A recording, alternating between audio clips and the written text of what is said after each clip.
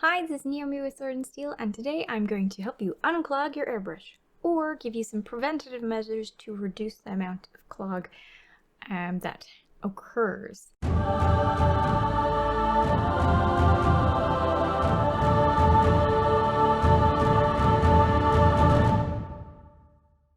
If you do not have this model, which is the Iwata Revolution, that isn't necessarily going to matter because most airbrushes have this exact same configuration. They've got the gun of the airbrush that has a crown, that has the needle, that has the nozzle, very important. It has a trigger, and hopefully it has a dual action trigger where you press it to push out air and pull it back to expand the amount of paint that you're using.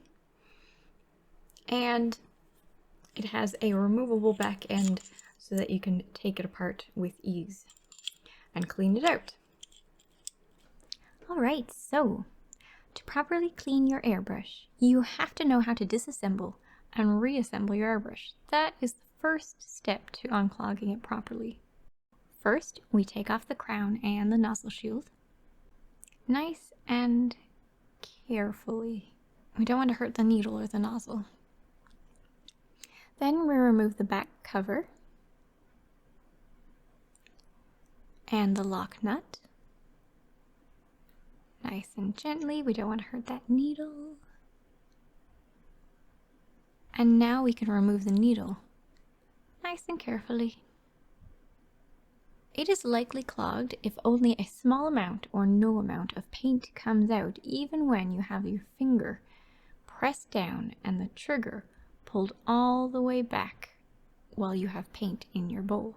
Unless you're also not feeling any air coming through. If no air is coming through, it might not be a clog. There might be a problem with the connection between your airbrush and your compressor, or perhaps your compressor is not turned on. It should be very easy to press down and move back and forth with just a small amount of resistance.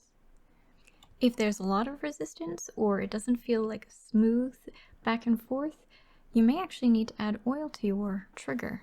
You should have gotten a little tube of oil, and you just place one drop into your trigger hole and move the trigger back and forth. Just one drop. Alright, let's remove that nozzle. The nozzle on this airbrush is a 0.5mm nozzle. It can handle slightly thicker paints than smaller nozzles.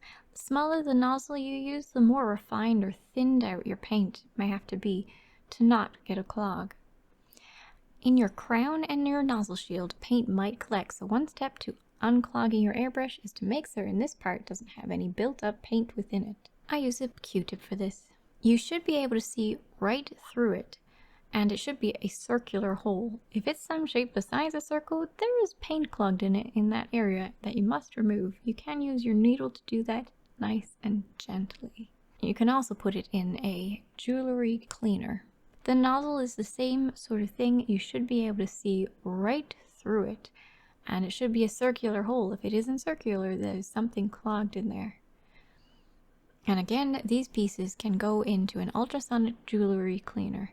You don't want to put your needle in there because the jiggling around could damage your needle. But these other pieces, along with the airbrush itself, can go in there. Give them a bath for 2 minutes perhaps in the ultrasonic cleaner, and 5 minutes if you're just laying it in a bath. This piece as well, you should be able to see it from front to end, a hole just like that in the nozzle and in your crown.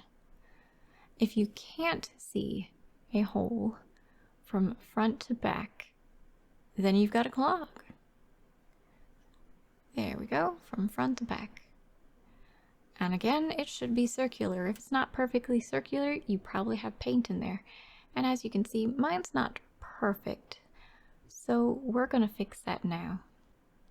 Very carefully, we're going to spin our needle around so that the blunt, not the sharp, but the blunt end is facing the airbrush. Very, very carefully, we are going to put the end of that needle through the airbrush. It should go through without much resistance at all. So as I'm pushing through, you should be able to see it come through. There it is. And now you could have a clog in this area right here.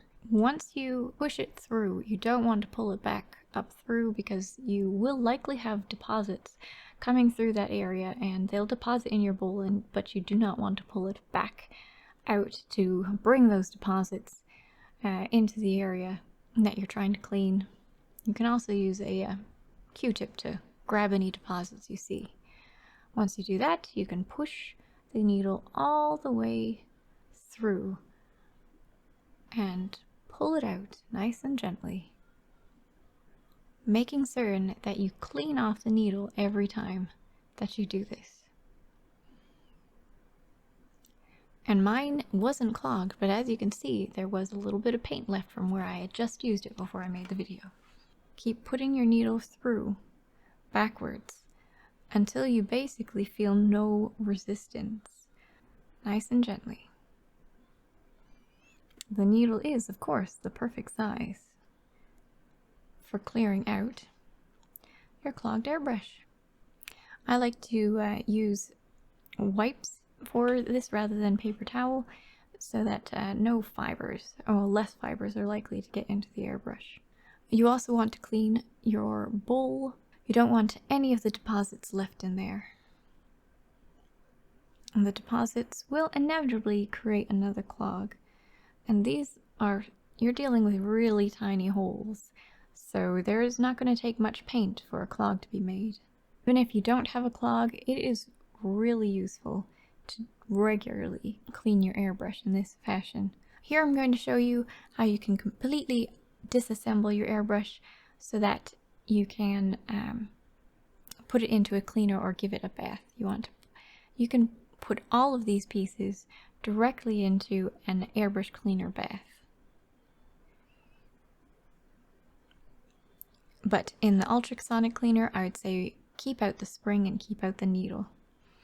We don't want them to get hurt. Oh yes, and you can actually finish the cleaning process at this point too. The needle will go, as you would expect, right through, and you could clean it when it's at this stage as well. Alright, to reassemble, first you grab your trigger, and you want to face that hole front to back. The trigger has a cylinder that fits right into the area that leads to the air pump. Now, it may try to fight against you, but with a bit of patience. Now it's in. Feels good. Yes. Alright, next piece. This is going to go against your trigger. Notice that the little foot is pointing upward. That goes right against your trigger. Next is your spring. Nice and gentle. Don't want to hurt that spring. And then the cover that will screw it all into position. Just be gentle. Tighten it until it doesn't want to move anymore and leave it at that. Next, you add your nozzle.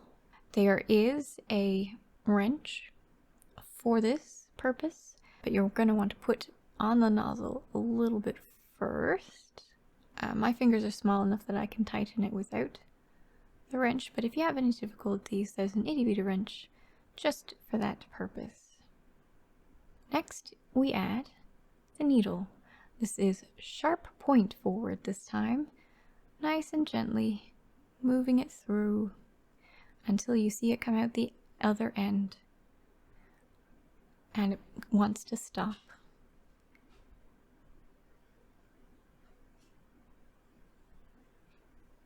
And there it is. Give it a couple taps and add your lock nut so that the needle stays in place.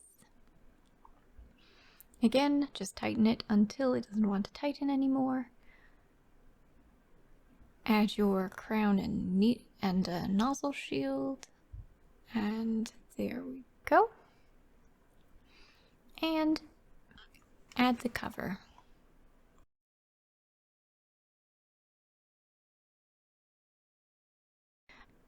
Just double check that your trigger is happy You can push it down, you can move it back and forward with very little resistance. And right, the very next step is to grab Airbrush Cleaner and fill your bowl 5 times. Empty and fill, empty and fill, empty and fill, empty and fill, empty and fill, and empty and fill, to make certain that your airbrush is clean. There may have been deposits left still from that unclogging process, and Airbrush Cleaner through the airbrush will clean it out. And after that, your airbrush is ready to use. I hope that was useful to you. A couple little tips to add just to help prevent the clog from happening in the first place. When you start to use your airbrush, before you add any paint, I'd suggest spraying through a little bit of airbrush thinner or airbrush cleaner so that you moisten up the area for which the paint is going to go through before you actually apply the paint, because the paint, remember, wants to stick to something, so airbrush thinner or airbrush cleaner through it will lubricate it such that it goes through the airbrush better. Even if you're going to be using a lot of one paint, do not put more paint in once the first paint has emptied out of your bowl. Clean your bowl in between putting in more paint. I know you're going to really want to get that whole model done or get that whole painting done, but refrain. If your paint empties out of your bowl, clean your bowl first before adding new paint. Why? Because in the process of emptying out your bowl, you're putting air through that paint, so that paint is going to be stickier and drier than what you just used, and that will lead to a clog.